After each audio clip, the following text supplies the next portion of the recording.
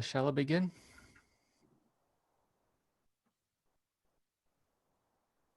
Cool. All right. So the first item on my list, and this was something I was having a short conversation, sorry about the video, with Sean.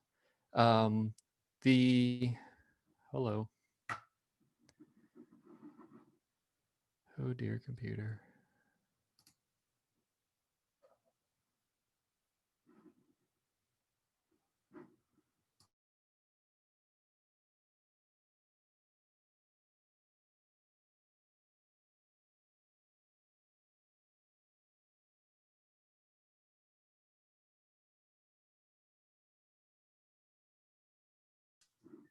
I'm back.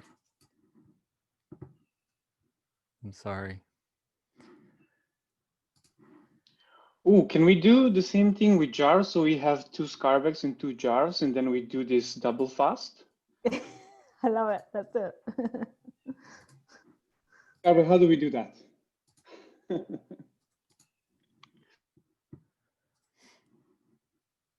Okay. Now my audio is working. Should I start over? I can hear you. Good. Yeah, All right. start So over. Sidekick, inside of Kubernetes, we are creating relatively large merge requests. For example, if I could quickly grab one and just toss it as a link inside of the agenda. Our merge requests are getting really, really long. And this is because we are putting literal queue name for every queue that we are migrating. So my thought was just moving to a queue selector, just like we do with everything else. This would entail making a contribution to GitLab or GitLab. And I'm just wondering if this would be a good idea. I don't know what the implications are or what downsides I'm going to immediately run into. So I'm asking for that idea while we're still in the middle of this migration. Yeah, basically, we added the tags for you folks. So, go ahead and use them. Like, they're for you. You don't, the part that's going to be slightly annoying for you is you don't edit the YAML file directly. You edit all the worker classes and add the tags to those and then regenerate the YAML file. So that's going to be a bit annoying. But it's something to learn. It's like one line in a bunch of files rather than a bunch of lines in one file, basically. Gotcha. So, okay. But yeah, no, please do that. Let me know if you need any help with that. But that's exactly what the tags are for, to not have to list out the dozens of queues that we have in the catch-all shards individually by name. Perfect. Okay. Unless there's any other feedback, Amy, you're next. Cool, thank you. So yesterday we had a call with Google. We're trying to get the notes into a good shareable thing. I'll link in with the rough, messy ones we have so far. But I was curious, like Jav, you got some stuff like, yeah, it's just curious from the takeaways. So Jav. Sure, I can just speak to these. So first was the k8s use for the k8s logging. This is just so that we can get our event logs into Elasticsearch. They said to dig into how GKE is doing this with FluentD, so I can do that, and I'll loop back with them if we have any problems figuring it out. Worst case, we can always just forward Stackdriver logs to Elasticsearch. And like we have done before, we can do that for just the kubelet logs, which is the main, these are the main logs that I feel like we're missing right now in Elasticsearch are the kubelet logs. This includes like all the events that happen. We just have very little visibility. Currently, we're actually using kubectl to look at events because it's kind of a pain to go to Stackdriver for this. So I'm hoping to get this into Elasticsearch, ideally its own index, and then we'll have a bit more visibility. Second item, Jav, go ahead. Sorry, just before you go ahead, you know that stuff is on the dashboards now in the tooling links. The direct to the. Yeah, I know. Yeah, I mean, I think it's not as much of a pain as it was. Yeah, it's not as much of a pain as it was, but I would say it's still a pain. And also, I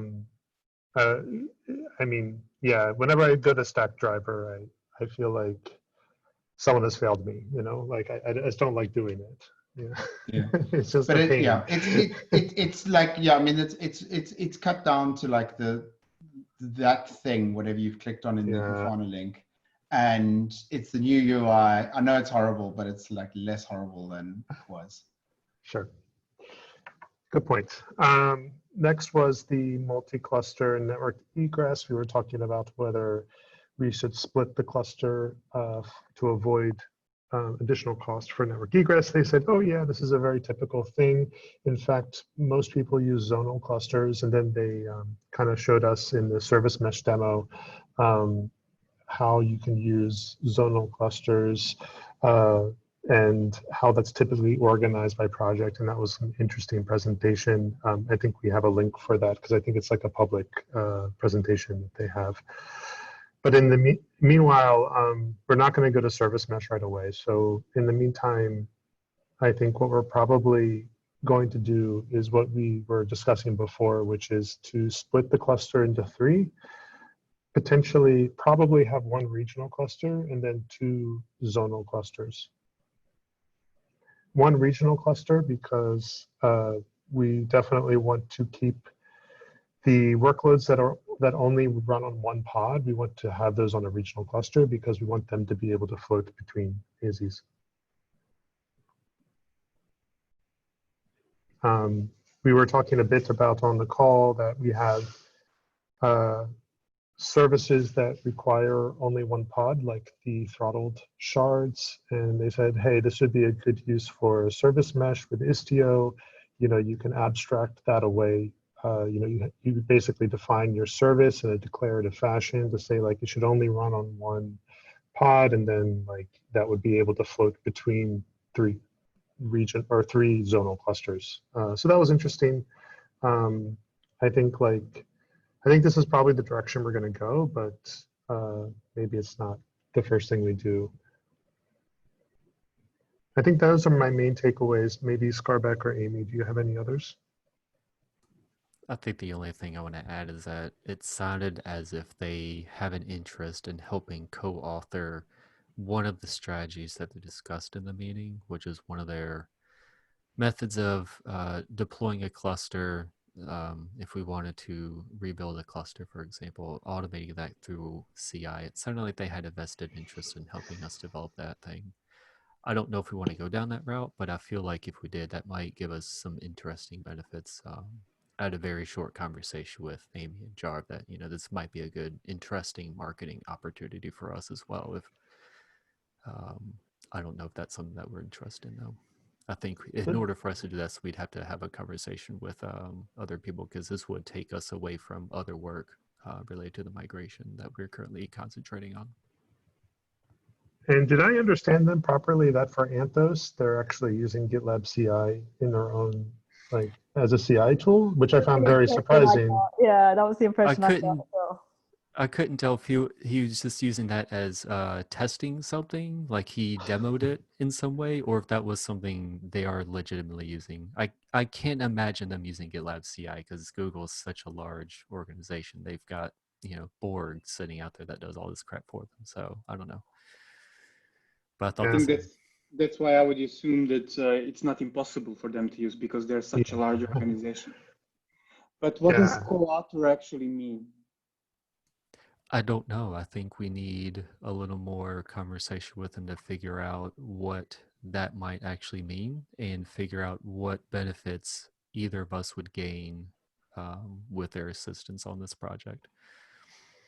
I assume it means like maybe a white paper or blog post that the solutions architects can take to other companies to show how we can leverage GitLab CI to do their multi-GKE cluster deployment with multiple projects, sort of as a best practice, industry best practice.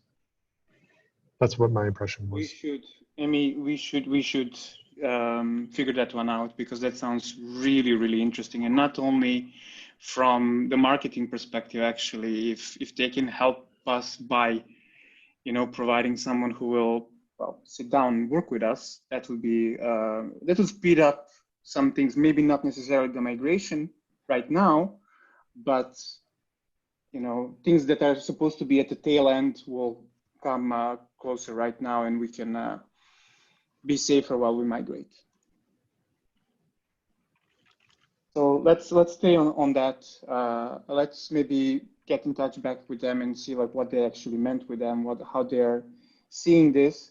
Unless co-authoring means you do all the work, we take all the credits. I'm interested.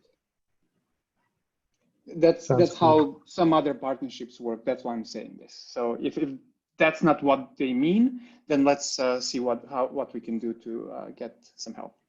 Yeah, I mean, I can see benefiting both us and them, right? Because we can also show this to customers and say like, you know, how they can use GitLab for GKE. They had one interesting question because they've actually taken a look at our chart and they've installed GitLab. Maybe their installation is using our chart. Why did we decide, Ramir, maybe you know, like why did we decide to use the Nginx ingress controller? This is just so that I guess it'd be kind of universally compatible with different Kubernetes deployments. Is that why or not? As opposed to other ingress controllers. Yeah. The only thing I remember about that time is that I was pounding on the drum of, please don't introduce any new components that we don't know. We are using Nginx, let's use Nginx. So we have too many other things to think about. So that was the story at the time. And don't forget, this was 2017. There was not a lot out there to use. Okay. Yeah, so it was interesting because they were like sure, because they were like, oh, surely you must have some fancy routing in Nginx, and I'm like, no, there's nothing fancy in Nginx. Like it's basically a straight proxy to Workhorse. That's it. Nothing. Well, nothing TLS in there. termination is something that Workhorse doesn't have, and we were thinking at that time as well, this is something good to offload to Nginx and not think about anything else. And it provided the parity between Omnibus and charts because we were trying to wrap our head around, well, migrating this installation or creating this installation method from scratch when there was not much out there. Again, 2017, there was not much out there to reference. Makes sense. It did admit that the boring solution was a great idea, though. They were like, yeah, it makes sense. So, although I think they assumed we had shiny complex, I don't think they were surprised we didn't.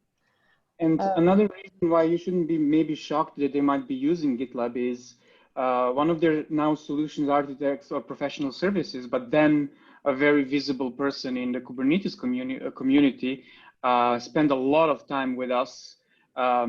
First of all, helping us like figure out some basic things about Kubernetes, but then also hardening our setup. If you remember Vic Iglesias, he was with us for almost 6 months, back and forth working together on this. And he was one of the people who said that, well, this is super complex. This is also super awesome. What you're managing to pull. I don't know whether that was smoke or not, but it did feel good, I think, for the whole team. And then just the final bit on the Google thing. So, Skarbek, did you need to raise a support ticket as well about the VPA? Yeah, that's right. Yeah. Yeah, I need to do that. I need to create an issue to track that. I'll try to remember to do that after this meeting. Cool. Great. And yeah, we'll get the notes into like something a bit more usable, because I think not just from the conversation, but from the earlier back and forth we had with them, there's quite a lot of useful links to articles and stuff in there as well. Cool. So based off the back of that, I guess was kind of what I was thinking. So next steps for this AZ issue. So I suppose in terms after the chat with Google, do we have other options that we want to be considering for this?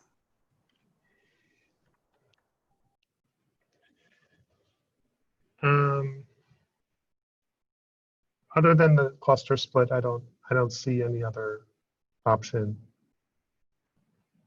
Anyone else have other options that they're considering?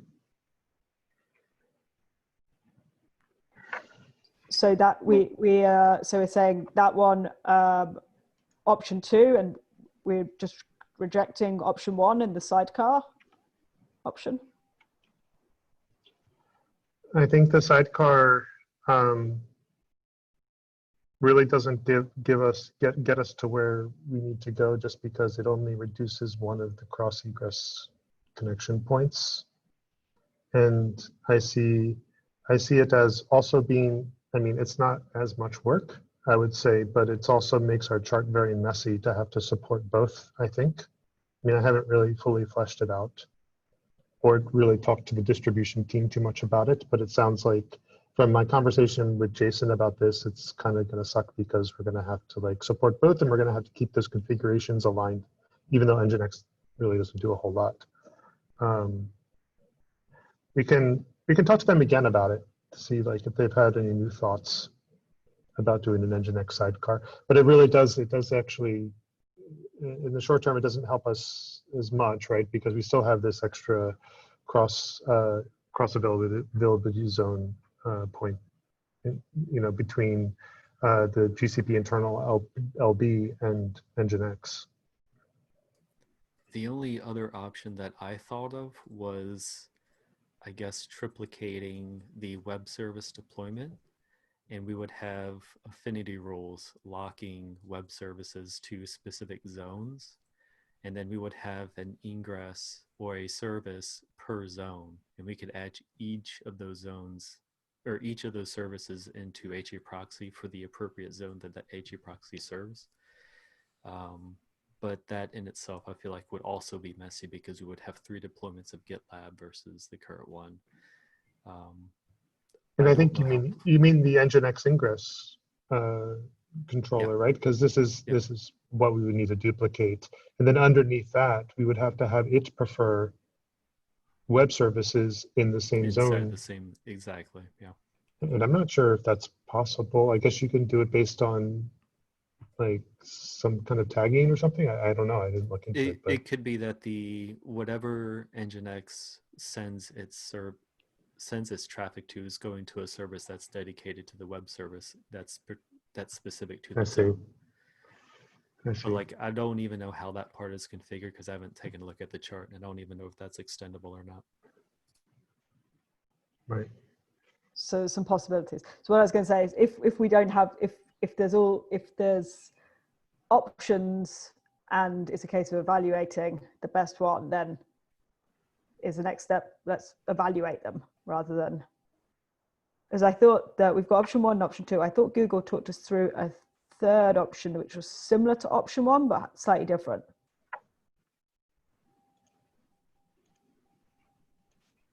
They were talking about having like the kind of ops cluster.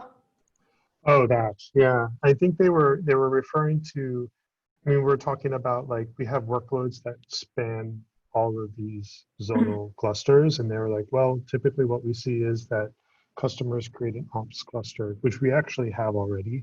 And this is where you would run things like your Prometheus exporters, which I think we're doing right now anyway. So I think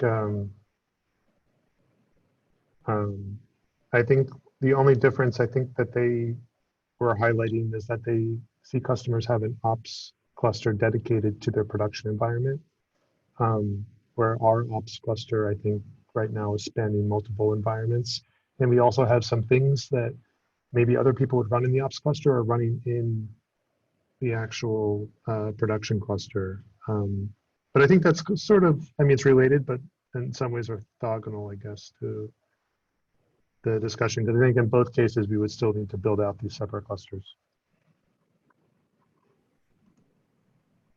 So is the next step a POC? That's what I'm thinking. I mean, there are 2 challenges with this. One is Terraform. And I've already started to kind of do a POC of this refactor. And it just means that we're going to have to kind of like put things that are outside the GKE module into the GKE module so that it is a bit less hairy to duplicate it multiple times. I don't think it's going to be too bad, but yeah, like I said, it's a bit hairy. And then the other thing is getting our Helm files, not our Helm files, our k8s workloads GitLab con project that uses Helm file to deploy to different clusters basically deploy 3 times with different configuration. And Scarbeck, what I'm thinking, I think we need to talk to Graham about this too, is that we have 2 environments, because environment is so overloaded already, but I think we have to create another type of environment. It's going to be, we're going to have gprod, we're going to have gprod, let's say beta, Charlie, and gamma or something like that, right? For the different availability zones. So Helm Files is going to know of like 3 different gprod environments, and then we're going to have to, places where we reference environment is going to have to be like a different variable that will be, so it's going to be a little bit messy. Can we not rather have that as one, like all of them as the same environment rather, because otherwise that's going to, it'll kind of knock on downstream. Yeah, so I think we need to avoid it knocking on downstream by basically having environment, because Helm file has this notion of environment. So I think in the context of Helm file, we'll have 3 environments, but anything beneath that will have the regular, Okay. exactly, yeah. Okay. So, which kind of sucks, but yeah. I have 2 related questions. And the one is, for all of our metrics, I'm guessing we're going to want to change them so that we have both aggregated up above the 3 Kubernetes clusters, but then also aggregated to the individual clusters. Yeah, because, so this like if something goes wrong, it'll probably happen in one, not all of them, right? Or right. Well, some incidents will happen in one and some will happen in all. So the first thing I think we will do is we'll add a zone label to our metrics so that we can maybe start having that as a dimension. There is actually a zone, there's something like that already. Like if you look at the raw native, like raw metrics, a lot of them have got like something, I think they've got maybe it's just region. Yeah. I think it's region, but we can add this and then this gives us a little bit of sharding for free, which is nice because we'll have 3 Prometheus operators, and then the aggregation happens at Thanos. So I don't think there's any impact there. Well, but the thing is that if we get like if you've got 3 clusters and one of them is behaving really badly, but then the way it's aggregating it up, you might actually just miss that, 25% of the requests going into that cluster are failing. So it's not hard because we generate all this stuff now, right? So all we need to do is kind of rejig the generation so that we actually add, in the same way that we have for Giddily, we aggregate to the node before we aggregate to the service. We'll just have like node, zone, service now. Yeah, exactly. So that way it'll be very apparent when a zone goes missing. Yeah. Like we'll know right away. Also, it could be really helpful. I know you were talking about like rolling out the zones one at a time for deployments. Yeah. And then, if the zone you're rolling out to kind of goes, totally haywire, then you'll be able to alert on that earlier. Yeah, that's the idea. I think we'll do like maybe we'll do like the regional cluster first, and then do the zonal clusters, or we'll figure out what the best way to do that is. So just one other question: the Sidekick jobs are going to run in the regional cluster. This is a good. Yeah, I was about to ask this. Like, this is what I'm assuming for now, and seems to make sense. Yeah. So maybe it wouldn't be good to do the regional cluster first. Maybe we should do the zonal cluster as a smaller blast radius, and then when things look good for Git and API and web, then we move on to Sidekick. But who knows? Like, we have to think about it. Yeah. So I have 2 questions. Go ahead. And I apologize if I already asked this. I just plain don't remember. Whenever I'm too overwhelmed with complexity of something, I start wondering what can we remove. So is there something in these diagrams that you created that we can remove? As in, can we remove Nginx egress to simplify this? Can we remove some load balancers that we have? Can we remove something to simplify this. And don't limit yourself with this is going to be complex because we need to go to product, we need to go through. Just humor me here with thinking about it. I don't know what the effect would be of removing what would be removing the Nginx ingress and just like connecting directly, you know, directly from the TCP load balancer to Workhorse. Yeah, it's an interesting idea. Okay, I need to leave in a minute, so can we entertain that thought and just maybe play with it a bit to figure out whether that's a option, right? Like an option rather. Maybe it's not on the equal footing like the proper solution of 3 zonal clusters, but maybe it actually crystallizes a different set of options for us. So let's investigate that. And then this one is more for, well, I guess, Amy. Is there a way for us to parallelize this discussion with Google on what kind of support they want to offer us with the POCs and testing that we want to do, and maybe put a timeline on it and say, after this much time, we're going to have to make a decision? Because this, given how complex this can end up being, it can just completely take over all of our time in the next month.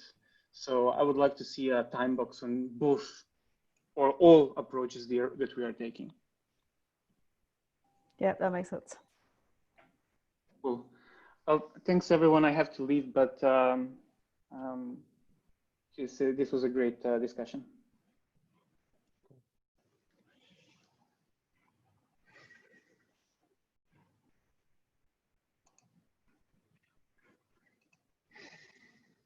Cool. So yeah, I don't know. Maybe I can start an issue for discussing. I'll see what I think we'll need to loop in the distribution team to talk about, like whether we can simplify things a bit. In the meantime, we'll probably just try to scope out the work a bit more for splitting the cluster into 3. And one question, Amy, I guess, is that, is there benefit in, should we just pause current efforts? Because we could move forward, and I could move Git SSH to Canary in parallel to this, or we could just pause that and focus on the cluster split, and then move Git HTTPS to, you know, the main stage, and then, so we have to decide whether we want to kind of like pause migration efforts while we figure this out, or do things in parallel, which we could also do, but I think it's just myself and Skarbek who will be working on this. So I don't know, Skarbek, what's your estimate for the Sidekick stuff at this point? I don't have an estimate. You know, batch 2, I'm hoping to complete next week. And then it's going to be just that slow churn of what to migrate next, which that will take less effort on my part. It'll just take longer in terms of time, because there's, you know, all these will require some form of deeper investigation to determine where writes are happening and the necessary issues. And then for a lot of the queues, we'll be waiting on engineering. So I think I could easily parallelize some of the effort to work on some multi-cluster stuff without negatively impacting the migration effort of Sidekick, just due to the nature of us knowing that we need to wait on development effort to rid of some of the work. I don't see us completing Sidekick for quite a while, just due to the fact that there's quite a few queues that are left over. Okay. Amy, maybe we can see if we can get time from Graeme. I don't know what his workload's like, but it'd be helpful to get him for, like, we're gonna have to do some refactoring of Helm file in the k8s workloads GitLab com project to support multiple clusters. It'd be good to have him on board with that, but I don't know what his other tasks are. I can find out for sure. Yeah. In terms of the Git stuff, whether we should go ahead, is there I think we should try and answer this as soon as we can. Is there a risk if we leave that Git stuff just sitting on Canary that things move on beyond it? Like, would it be good to just get that completed? I see. So for Git HTTPS, we're pretty much stuck on Canary until we figure out this multi-cluster thing because of cost. For Git SSH, we haven't even started moving that to Canary yet. And there are risks, I think, with Git SSH. It's a different type of workload. It's the first time we're doing SSH in Kubernetes. So okay, all right. There could be benefits. Yeah, could be benefits to trying to move that to Canary, but we would be in the same situation. We would move it to Canary, and then we would hold until we get the multi-cluster stuff completed. Cool. Okay, I'd love us to at least work out like what approach, like what this looks like, and some timeframes on this stuff. So I think we should focus on this first. Okay. Cool. Okay. Great. That sounds good. Cool. Have we got anything Amy, else? I tried to capture what we just discussed in the agenda, but both you and Jar feel free to edit as necessary. Amazing. Thank you. Oh, okay. So, before we go into the AZ stuff, I guess you've got a task first, though. Load balancing fix, Jav. Yeah, so I'll drive it. I think Andreas did a really nice job in getting all the MRs prepped for it. So it's just a matter of pushing them through. I haven't caught up with what he has prepped for charts, or maybe charts isn't, maybe it was just an issue for that. I don't know if there's an MR for that yet, but it sounds pretty simple. So we just need to get the configuration changed to add the database timeout to databases.yaml, and we'll be done, I think. Now, does it work? Can you hear me? Yes, we can hear you. Okay, sorry to interrupt. I was trying to say something before, but I was just speaking and nobody was listening to me, hearing me. So I have a question, because maybe I have the answer to Marin's question, but I'm not sure if I got the question right. So the idea is that we remove, is it possible to remove Nginx from our chart installation so that we rely directly on, let's say, the GKE egress or things like that? Yeah, I think this is what we were discussing. When I was working, maybe it's tangential to it, but when I was working on the, the operator for registry, I had exactly this kind of problem, that I was not able to run the provided Nginx for, I don't even remember. Oh, because I was building two clusters. Now I do remember, because I wanted to have a cluster with only the operator inside it, another one with just everything else. So I have a Terraform configuration that does this. It basically install Nginx, because I didn't want to pay the extra ingress thing, but I have Nginx and cert manager that are deployed externally in another namespace, not handled by our own charts. And then our charts reconfigured with the right annotation so that it can get, so that the other namespace can pick up the service definition and route things internally. So in my installation, Nginx is not part of the charts, basically. And I don't know if this is what Marin was trying to do. As well for SSH. So HTTPS and SSH.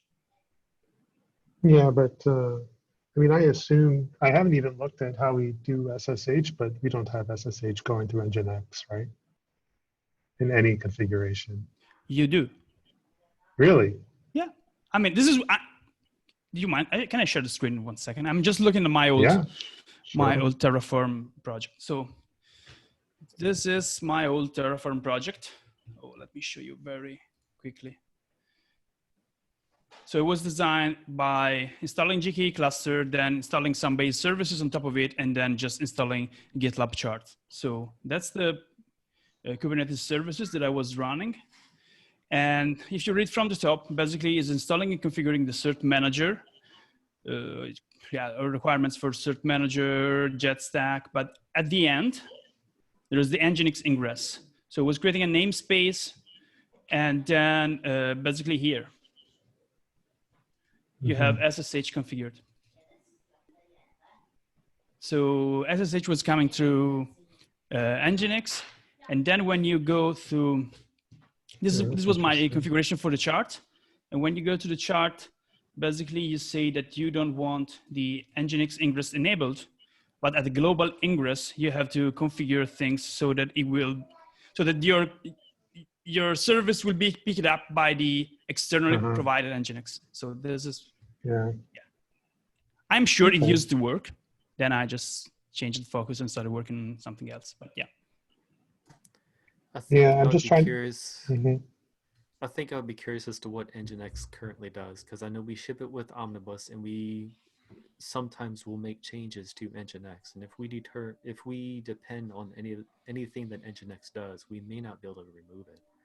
Because I know there was something that we were doing a few weeks ago regarding buffering in order to protect some service, but I don't know the details.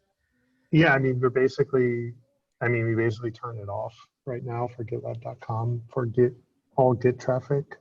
And then we were discussing whether we should just turn it off globally because we have Cloudflare in front anyway. I think but for SSH, for Git SSH, I'm really surprised that it's going through Nginx. It just seems kind of weird to me. I think it's just doing TCP it's load balancing. TCP, yeah, it's basically just a TCP proxy. Proxy. Yeah. Okay. Well. Yeah, but it makes sense because it's a Kubernetes ingress, right? So if you have services, you need something that declare the service and something that provides the ingress. And so maybe Nginx can be used for this, and they just prepare the configuration. I see. Yeah. I guess. Yeah. I guess so. We may want to investigate whether we can just use a different ingress controller besides Nginx. If Nginx is a bit heavy, but yeah, I don't know. I think if we go the route of a multi-cluster setup, we may need to use their multi-cluster ingress anyways, but I guess we could tackle that when we get there. Multi-cluster ingress? They've got something in one of their demos. They've got a specific type of ingress for use with multiple clusters, but that might be more geared towards our HA proxy bits versus workhorse and such. So maybe that's. I thought that was with context. I thought that was in the context of Anthos, but. It is, but I wonder if there's any benefits there that we could utilize. May just be something we spend 5 minutes looking up because I haven't fully read everything about it yet. Okay. Cool. Okay. Well, yeah. Let's focus on working out what questions we've got and see where we can get answers from. Cool. So load balancing stuff. Did we wrap that up, Jav? You're happy with the ML? Great. And blog post. Yeah. So I added some more content today and addressed a bunch of comments.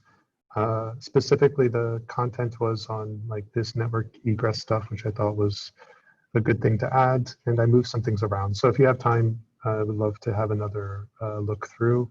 And I think we're planning to post it next week, if all is well.